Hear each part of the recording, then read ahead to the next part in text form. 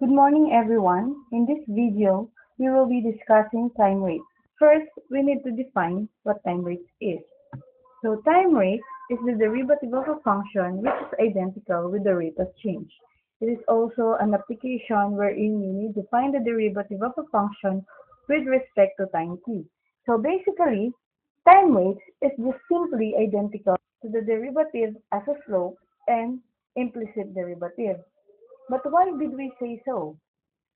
As we go along with our discussion, you will be able to understand why time rates is just identical with the derivative as a slope and implicit derivative.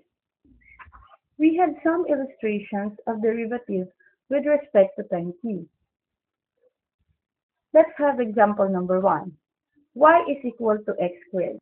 If we're going to differentiate this example or this function with respect to time t, we will be having dy over dt equal to 2x dx over dt. Let's now have example number 2. We have x squared plus y squared is equal to r squared. If we're going to differentiate this function with respect to time t, we're going to have 2x dx dt plus 2y dy dt equivalent to 0. Let's now proceed with example number 3. This time we are given an open top box equation. V is equal to LWH. As you can see, you are given a three-variable equation. So you're going to use the three-variable derivative. So if we're going to differentiate this one with respect to time t, you're going to have dv over dt equivalent to LW dh over dt plus LH dw dt plus WH dl dt. I hope by this time you can already see the picture why time rate is just basically the same as implicit derivative and derivative as a slope. Let us now proceed with example number 4. This time we are given an equation for the volume of a sphere which is V is equal to 4 thirds pi r cubed. Finding the derivative of this equation with respect to time would give us dv over dt equivalent to 4 thirds pi 3r squared dr dt. And for our last example, we have f is equal to square root of 36 plus 10t squared. So find the derivative of this with respect to time. We have ds over dt equivalent to 20t over 2 square root of 36 plus 10t squared. So try to notice, class, that with all these 5 examples, all of them requires implicit derivative, and at the same time, since they are being taken on the first derivative, they are also considered to be the same as the derivative of a slope. I hope, class, that you were able to familiarize yourself as we have finished the first part of the topic. Now remember, time rate is not only used for linear applications. Time rate is also being applied to physics, trigonometry, algebra, and solid mensuration. Now there are some guidelines that we are going to use in solving applications of time rate. The first thing that we need to do is to draw a diagram with label. Next is to identify what are changing and what are fixed. Third is to assign variables to those that are changing and appropriate value to those that are fixed. Fourth is to create an equation relating all the variables and constants in step 2. And lastly, differentiate the equation with respect to time. For better understanding, let us have some applications or examples that may have broadened your knowledge with time rate. First, let's have example number 1. Water flows into a vertical cylindrical tank at the rate of 24 cubic feet per minute. If the tank is 4 feet, how fast is the surface rising? First thing that we need to do is to draw a figure with proper label. With problem number 1, ang given natin is dV over dt, or the change in volume with respect to time, which is 24 cubic feet per minute. We are also given 4 feet as a condition kung paano natin malalaman kung gaano kabilis pagtaas ng height ng water dito sa problem na to. And since we are already given a figure which is a cylinder, ang kailangan nating malaman is ang volume ng cylindrical tank, which is V is equal to pi r squared H. And since we are pouring water to this cylinder, the water will take the volume of its container, which is also V equivalent to pi r squared H. Substituting the given height, v is equal to pi 4 squared h. We now have v is equivalent to 16 pi h. This is now our working equation. Finding the first derivative of this equation with respect to time t with dv dt equal to 24 cubic feet per minute, we have dv dt equal to 16 pi dh dt. And since we are looking for dh dt, cross-multiplying the given equation, we have dh dt equal to dv dt over 16 pi. Substituting the given, which is 24 cubic feet per minute, we have dh dt equal to 24 cubic feet per minute over 16 pi. Calculating the value of dHdt would give us 0.47746 feet per minute. This is the rate at which the surface is rising. Remember that you have to be extra cautious in determining the given. Paano ba natin malalaman na tama yung pag-identify natin sa mga given natin? Ang pinakamadaling paraan is tignan natin yung given unit.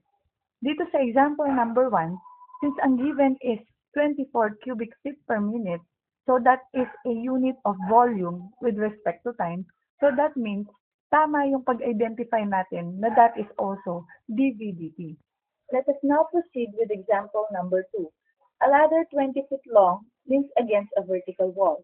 If the top slides downward at a rate of 2 feet per second, find how fast the lower end is moving when it is 16 feet from the wall. Just like our first example, first we need to draw a figure. In this case, we're going to arrive with the right triangle. Let y be our vertical displacement and x be our horizontal displacement. In this problem, we're also given 20 feet long, which is the length of the ladder, which would serve as our hypotenuse in this problem. Binigyan din tayo kung gaano kabilis yung pag-slide ng top ng ladder pababa. So, since it is a downward motion, we're going to have a negative velocity, which is negative 2 feet per second, which is our dy/dt. So, ang hinahanap natin sa problem na to is kung gaano kabilis ang pag-move ng ladder dun sa babang portion niya papunta sa x-axis. So, we are looking for dx dt at 6 feet from the wall. Using Pythagorean theorem, we're going to have x squared plus y squared is equal to 20 squared. Differentiating with respect to time t, we have 2x dx dt plus 2y dy dt equivalent to 0. Transforming the equation to find dx dt, we're going to have dx dt equivalent to negative y over x dy dt. This will now serve as our working equation. Substituting the given distance of the lower end of the ladder from the wall, which is 16 feet, we have 16 squared plus y squared is equal to 20 squared. Y squared is equal to 20 squared minus 16 squared. Y now is equivalent to 12. Thus, with dy dt equivalent to negative 2 feet per second, we have dx over dt equivalent to negative y over x dy dt, dx over dt equivalent to negative 12 multiplied by negative 2 feet per second over 16. Calculating the value of dx dt, we have 1.5 feet per second, and that is the rate at which the lower end of the ladder is moving 16 feet from the wall. Let's now have problem number 3. A boy in a bike rides north 5 miles, then turns east. If he rides 10 miles per hour, at what rate was his distance to the starting point S changing 2 hours after he left that point? Since we are given a constant rate of 10 miles per hour or a constant velocity of 10 miles per hour, the distance that the boy traveled due east is now 10t minus 5 miles. Let d be the distance of the boy after 2 hours from the starting point. Since this is also a right triangle, we can use Pythagorean theorem, which would give us 5 squared plus quantity 10t minus 5 squared is equivalent to d squared. Differentiating the equation with respect to time would give us 2d dv dt equivalent to 2 multiplied by quantity 10t minus 5 multiplied by 10. Simplifying the equation, we now have dv over dt equivalent to 20 multiplied by 10t minus 5 over 2d. This is now our working equation. Since we are looking for the change in distance from the starting point after 2 hours, this would give us a t equivalent to 2, which would give us 10t equivalent to 20. And the value of t is now t equivalent to square root of 5 squared plus 20 minus 5 squared. Calculating the value of d would give us d equivalent to 5 square root of 10. Thus, substituting this value to our working equation would give us 20 multiplied by 20 minus 5 over 2 multiplied by 5 square root of 10. Calculating the value for dd over dt would give us 3 square root of 10 miles per hour. This is now the rate at which the distance from the starting point changes after 2 hours. Let us now proceed with example number 4. An elevated train on a track 30 feet above the ground crosses a street at the rate of 20 feet per second. At the instant that a car approaching at the rate of 30 feet per second is 40 feet up the street. Find how fast the train and the car separating 1 second later. So just like the other problem, kailangan muna nating magkaroon ng idea kung ano ba yung itsura ng scenario nun sa problem. So, meron tayo ngayong perspective. Kung titingnan natin, nasa taas yung train, as stated in the problem, which is elevated 30 feet above the ground, and then dun sa baba niya, meron tayong car. Pero syempre, using this figure, medyo mahihirapan tayong mag-visualize kung ano talaga yung gagamitin nating equation. So let us try to transform this figure into a three-dimensional figure or a three-dimensional box or yung tinatawag nating isometric box. From the isometric box, we can assign a value for the distance between the car and the train. Let S be that value. As indicated in the figure, we can compute for the value of S using Pythagorean theorem, which gives us S is equivalent to square root of x squared plus 30 squared, or S is equivalent to square root of x squared plus 900. Thus, we can compute for the value of x using the triangle at the bottom of the figure, which gives us x squared equivalent to 20t squared plus quantity 40 minus 30t squared, which gives us x squared equivalent to 1300t squared minus 24t plus 1/6. Substituting the value of x squared to our equation would give us s equivalent to square root of 13t squared minus 24t plus 1/6 plus 900. Simplifying the equation would give us s equivalent to square root of 13t squared minus 24t plus 25. So kung hahanapin natin yung derivative ng equation na to with respect to time, we have ds over dt equal to 260 minus 24 over 2 multiplied by quantity square root of 13t squared minus 24t plus 25. Simplifying this equation would give us 13t minus 12 over square root of 13t squared minus 24t plus 25. Ito na ngayon ang working equation natin. And since we are looking for the rate of separation after 1 second, therefore, ang t natin is equivalent to 1. So kung isa-substitute natin yung t equivalent to 1 sa equation and then simplifying, we're going to get a value for ds dt equivalent to 2.67 feet per second. Ibig sabihin, ganyan sila kabilis maghiwalay after 1 second. Moving on with problem number 5, let's have a light is placed on the ground 30 feet from the building. A man 6 feet tall walks from the light toward the building at the rate of 5 feet per second. Find the rate at which the length of his shadow on the wall is changing when he is 15 feet from the building. Gaya ng mga nauna nating ginawa, ang una nating kailangan gawin is to draw the figure. So this is our figure. Ito yung light natin sa baba. So kung iilawan niya yung man, definitely magkakaroon siya ng shadow dun sa wall. Basically, it is just like a right triangle. For proper labeling, let y be the length of the shadow of the man on the wall and x be the distance of the man from the light. Sa problem na to, pwede tayong gumamit ng similar triangle para makagawa tayo ng equation. Nasaan ba yung dalawang triangle? The first triangle is this one, and the other one is the bigger triangle. Using similar triangle, we're going to have x over 6 equal to 30 over y. So transforming this equation, magkakaroon tayo ng xy equivalent to 180. This is now our working equation. Now, finding the derivative of this equation with respect to time, we have x dy dt plus y dx dt equivalent to 0. Since ang hinahanap natin is yung pagbabago or yung rate kung saan magbabago yung length ng shadow, ang hinahanap natin ngayon is dy dt. So kung itatransform natin yung equation natin, magkakaroon tayo ng dy dt equals to negative y over x dx dt.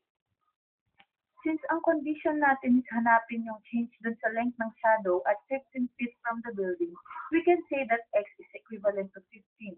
Having said that, magkakaroon tayo ng y equivalent to 12. Substituting x and y on our equation for dy dt with dx dt equivalent to 5 feet per second as stated in the problem, we have dy dt equal to negative 12 over 15 multiplied by 5. Calculating the value for dy dt would give us dy dt equal to negative 4 feet per second. Kung titingnan nyo, negative yung sagot natin, but there's nothing to worry about the negative side. It only means na yung shadow ng lalaki is nag-shorten or lumiliit, kaya negative ang value natin. I hope by this time class, medyo nagigets nyo na or na-picture nyo na kung paano yung pag-solve natin ng time wave. Ang kailangan nyo lang naman malaman or gawin is talasan nyo yung mata nyo dun sa mga given. Kailangan tama yung mga given nyo dun sa figure na gagawin nyo para makuha nyo yung tamang sagot. Magtungo naman tayo ngayon sa ating huling tatlong example. Let's have example number 6. A rectangular straw is 10 feet long and 3 feet wide. Find how fast the surface rises if water flows in at the rate of 12 cubic feet per minute. Ang una natin kailangan is yung figure. Ano ba yung straw? Kung familiar kayo sa mga alulod ng bahay or yung mga pinagkakainan ng manok, those are straw with different figures, of course. Pwedeng rectangular, pwedeng trapezoidal, pwedeng triangular straw. But this time, sa problem na to, ang kailangan natin is a rectangular straw. So, para lang siyang isang box na open at the top. Dito sa problem na to, given tayo ng length at saka ng width, yung 10 at saka yung 3. Ito yung mga fixed data natin or fixed values. Also, given din tayo ng 12 cubic feet per minute.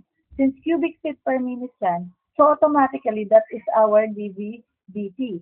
Ang hinahanap natin sa problem na to is yung rate at which the surface rises or yung kung gaano kabilis yung pagtaas ng water dun sa container natin or dun sa straw. First, kailangan muna natin mag-assign ng values para dun sa height ng water as it rises. So let y be the level of the water as it rises. Next is, since ang ating figure is para lang siyang open top box, ang kailangan natin is malaman yung formula for the volume of an open top box since given nga tayo ng dV dt.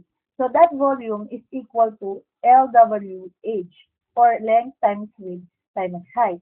So sabi naman natin kanina, dun sa mga naunang example, na yung volume ng water, iti-take lang niya yung volume ng container. So pwede din nating sabihin na ang volume ng water is also equivalent to length times width times height.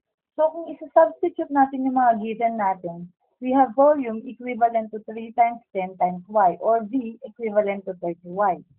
Ito ngayon yung working equation natin. Now if we're going to differentiate this equation with respect to time, we're going to have dV over dt equivalent to 30 dy dt.